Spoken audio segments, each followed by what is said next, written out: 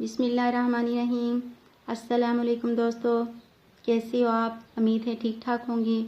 मैं आपकी दोस्त इफ़त नाज।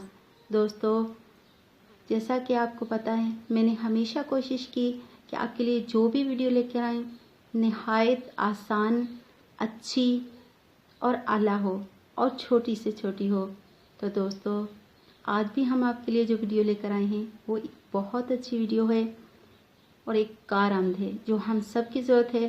दोस्तों, जैसा कि हम जानते हैं आजकल धूप से हमारे चेहरे पे रंग बिरंगे ये निशानात पड़ जाते हैं, छाइयाँ पड़ जाती हैं, कील, दाग, धब्बे, मुहासे बन जाते हैं।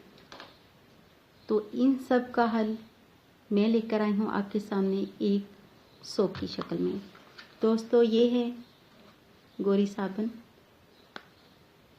आपको बाज़ार में किसी भी दुकान से मिल जाएगा। आप इस्तेमाल करके देखें। दिन में 3 दफ़ा इससे चेहरा धोएं।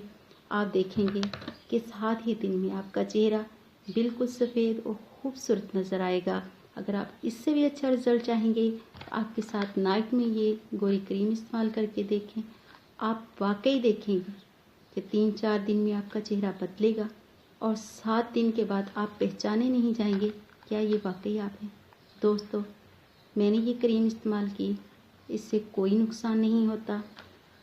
ये बहुत अच्छी है, इसका रिज़ल्ट बहुत ही ज़्यादा अच्छा है।